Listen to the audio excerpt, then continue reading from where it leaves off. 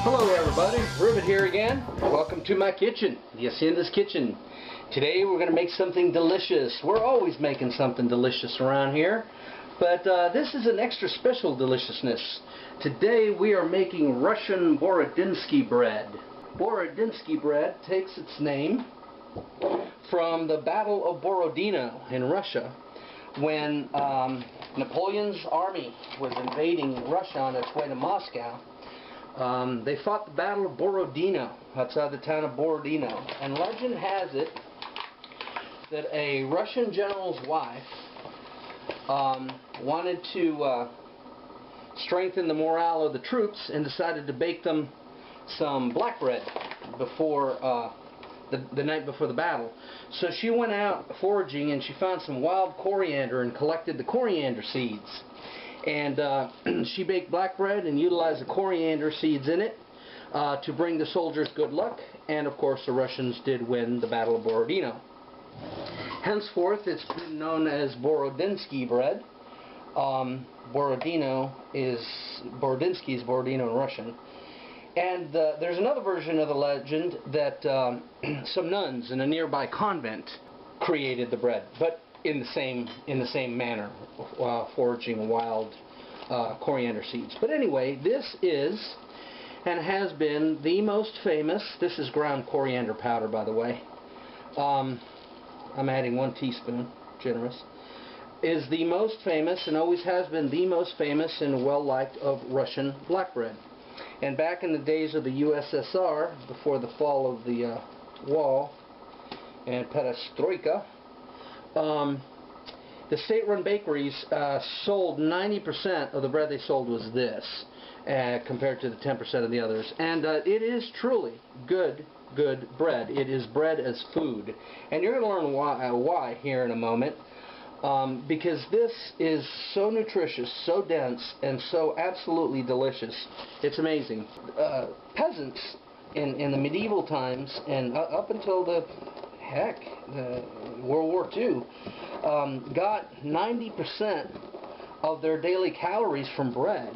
And you know, as a kid I always wondered, well, how in the world can that happen?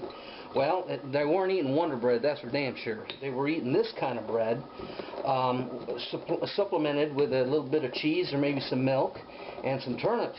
And there you have it. Okay, so what I'm doing here is I'm coarsely grinding this, about 2 tablespoons of coriander seeds, and I've added a generous teaspoon of ground coriander into about 1.5 cups, 1.25 cups of rye flour. What we're doing right now is we're making the mash. And what we have to do is we got to ferment the mash and then make the bread, and that is what's going to give it its signature flavor. It's a multi-step process, which you'll follow with me here. What's in this jar is malted barley syrup. Now, you see it's all ratty. What I did is I had to soak it in hot water to get it to melt because I keep it in the fridge. But I'm going to show you a picture here of what it looked like when I bought it new. So we're going to need about 1/4 cup, excuse me, of malted barley syrup. Now, I've made this bread a lot of times, and one time I decided I didn't want to take the shortcut and use malted barley syrup. I wanted to malt my own barley and add another day of the process to that. And in a town about 30 miles from here, there is a beer brewery supply store. And I went there, and they sell all kinds of malted barley and different barleys and grains, and they grind it right there on the premises for you. And so I bought it, and I spent 2 days and I malted my own barley and made my own mash with it. And the bread turned out really grainy. The barley in it was bits and pieces. It was just almost like eating sawdust. And that's probably the original way of doing it, but this is a much more modern and better way, and it comes out a more evenly textured loaf, and it's just as nutritious. I mean, it all ends up the same. The sugars and the malted barley or in this is what end up allowing this bread to rise slightly. Okay, the recipe calls for now what I've done is I've mixed the flour, the coriander powder, and the coriander seeds for 3 cups almost boiling water. I've taken that to mean anywhere from 150 to 180 degrees, and we're going to add the 3 cups of water. And the wild yeasts in the air and in the rye flour, stone ground, that has a lot of them, they will survive, and this will begin to ferment and bubble, which you will see soon enough. Now what we're adding is about a 1/4 cup of the malted rye syrup. As you can see, this is extraordinarily thick. It's sweet and actually has a very good taste. Here you go. It's the consistency of porridge, grits, soupy grits. And it looks about right. Okay, it's very hot. It's hot to the touch. It's steaming, but that's fine. That is not going to affect either the yeasts from the bran in the flour, nor the ones in the air. And there's yeast in the air everywhere. Okay, so what I'm going to do now is I'm going to set it on the coal oven, just on top to cool. I'm going to cover it with my baker's cloth and let it cool for anywhere 3 to 4 hours. And as it cools, the yeast will start activating and it's going to start bubbling. And I'll show you here once it's ready. Join me back and we'll continue the process. Alright, here we go. We've got the sponge from by the wood stove. It's been almost 3 hours and you can see how nice and bubbly it is. Let me zoom in there. You see all those beautiful bubbles? You can see the yeast is at work. Let's see if I can swing it around here. Yeah, you see how frothy that is? That's yeast. And that was all naturally occurring in the rye flour and, well, the air. So, what we're going to do now, this is smelling so good. We are going to add, this, by the way, is called the mash. What we're now going to add is a sourdough starter, and once we add the starter, that will be known as the sponge. The sponge will have to rest overnight. This is Mrs. Rivet's sourdough starter. She's had this for pretty much close about 6 years now. She bakes bread every Sunday, and she just adds to it. So it's fairly old, and it is definitely delicious. So what I'm going to do is I am going to take 2 scoops, 2 ladlefuls, and add it to the mash. Now, the reason why you do this is because one of the secrets of Borodinsky bread that makes it so delicious is the interplay between the mash, which is extraordinarily sweet because of the malted barley, and in this case the syrup, and the sour tang of the sourdough. And that will come through at the end of the bread, and of course that's just very subtle in the background. What you're going to get is incredibly delicious, rich, dark Russian black bread is essentially what we end up with, which is delicious. So anyway, I'm going to use this stainless fork and mix this here so you can see. We want to incorporate it very well. See how soupy it is? That's fine. You want this, remember, this is going to be the sponge, which is the foundation for the bread. So once I mix all that up, we are going to cover it again with the baker's cloth, and this time I'm not going to set it next to the wood stove. This is going to go on the stove top, the kitchen stove, and it's just going to sit there. The house is fairly warm, and it will sit there until tomorrow, and it will be nice and frothy again tomorrow, and you'll see that when you join me tomorrow. So thanks for watching so far. You know I'd walk 100 miles. You got that thing, make a man go insane. So come on, baby, let's get it on. Make a man go insane. So come on, baby, let's get it on. till the break of dawn. I'll get it on, baby. Let's get it on. Good morning, everybody. Rivet here. Welcome back to the Hacienda's Kitchen for part 2 of the Borodinsky bread. You can see how frothy and fluffy it is.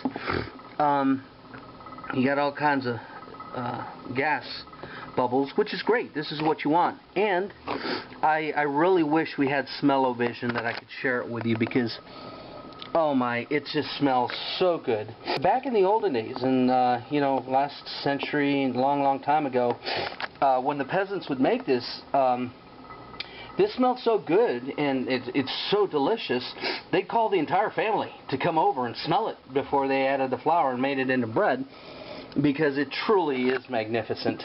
And remember in the first video I mentioned how we'd learn how this is nutrition and bread is food.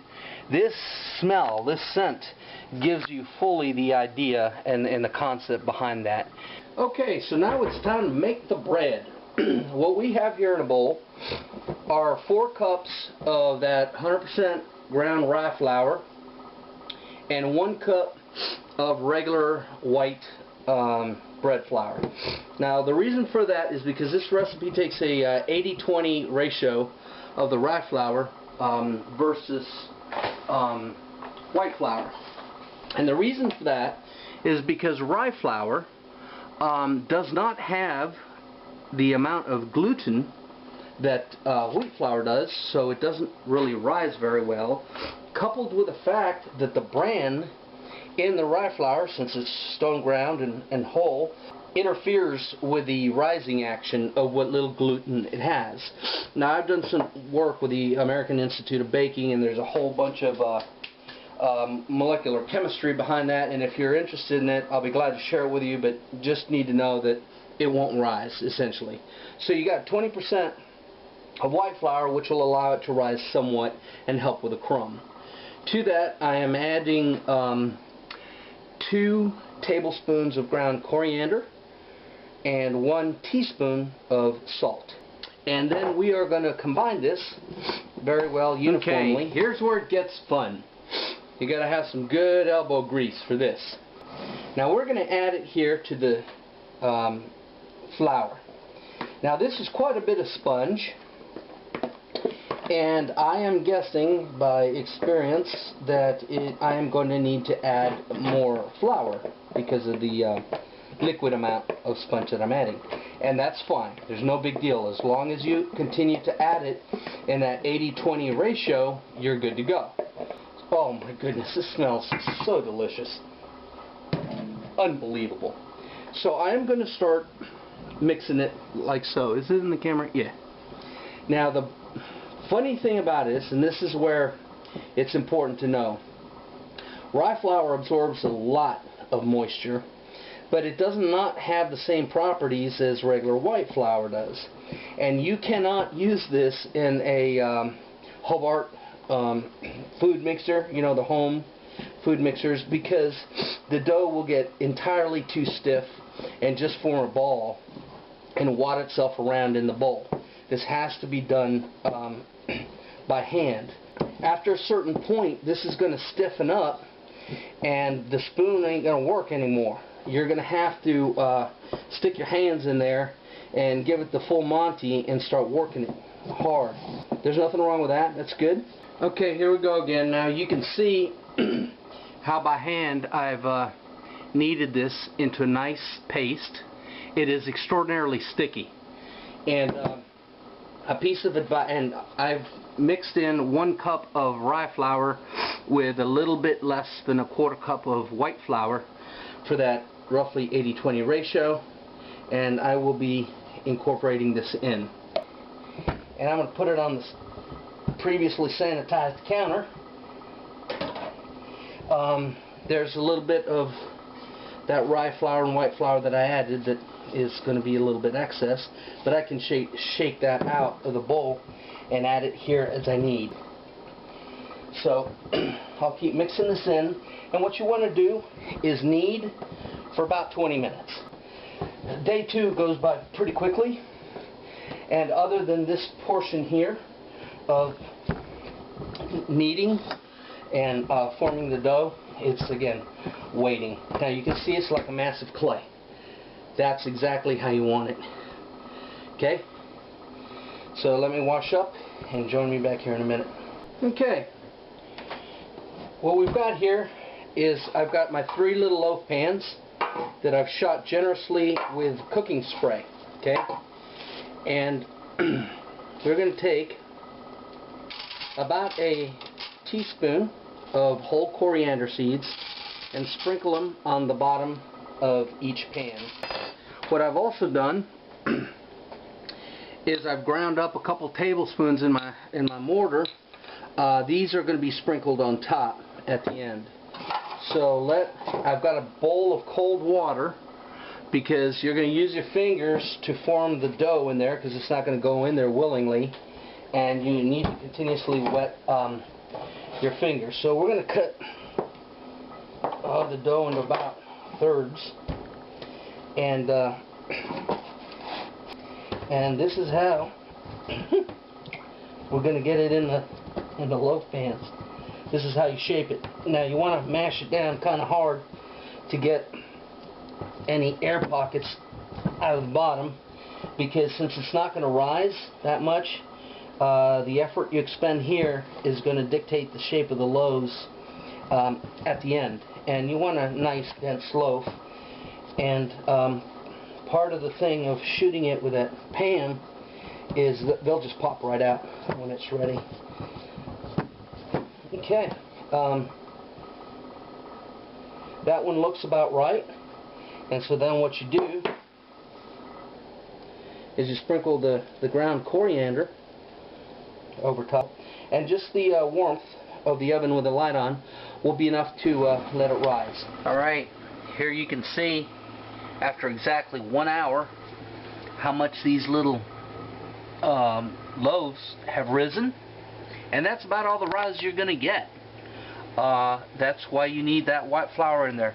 But that's fine. So now we're going to turn on the oven for 400 degrees and bake them for 30 minutes. Okay, just got beeping. That means that 30 minutes are up for 400 degrees. And I'm going to now lower it.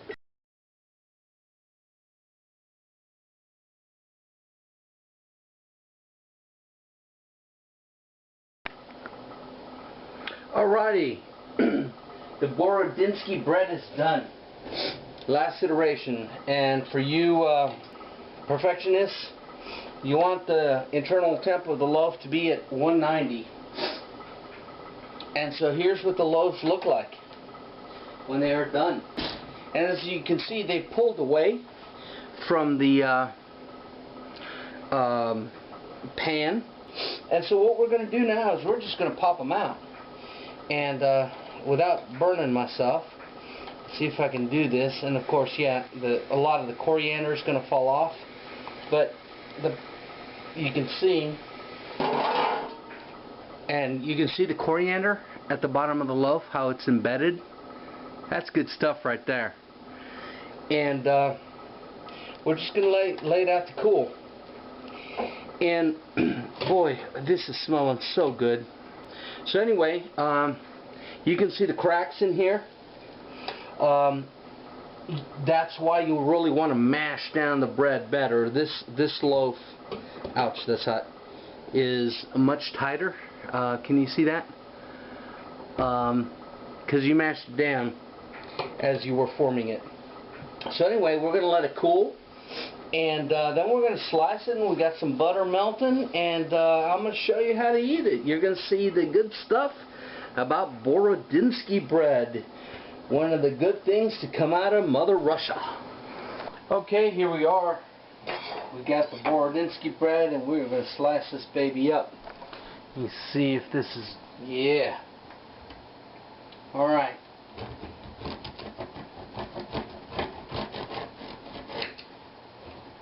Look at that crumb. Is that good? I'm going to bring it up close. Oh, the smell is absolutely delicious. Can you see that? that is tight, it's clean, it's nice, it's dense. Oh, it's warm too. One of the hallmarks of Borodinsky bread, and something that the Soviet bakeries did, is it's always better 24 hours later. And the reason for that is because this bread is so dense, and this loaf, the entire loaf weighs, well, let me grab this one over here, and I'm guessing this weighs a good 2 pounds. But anyway, it's so dense, they'd wait 24 hours after baking before they'd sell it.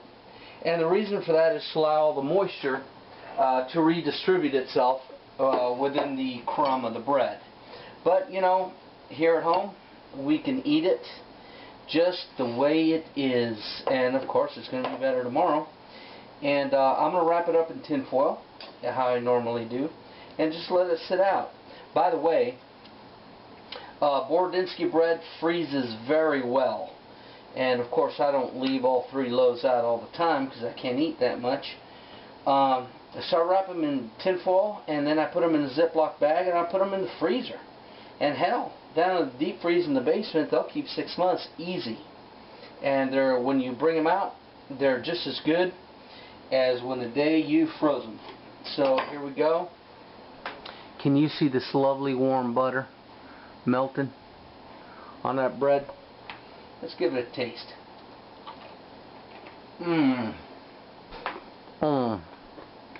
That rye, that luscious density, sweetness of butter. That's food. That's not just bread, folks. That's food. This is not the only way to enjoy this, okay? There are a lot of other ways, and I'm going to show you some pictures, because I got a couple cans of sardines, some sprats, some onions, some pickles. This bread is wonderful to make s'more brats, which are Swedish little open-faced sandwiches, and it's awesome. And you just slap on mustard and put whatever you like on there, and it is absolutely delicious. As well, this makes a good breakfast. Toast it. It toasts up really nice and crunchy. My favorite is with butter and orange marmalade. That's just, oh, it's unbelievably good. That, a cup of coffee, you're good to go till lunchtime. Anyway, there you go. Hope you enjoyed it. Thanks for joining me at the Hacienda, this time bacon, Borodinsky bread. Keep watching. I'm going to slap some pictures on of the little sandwiches I'm fixing to make.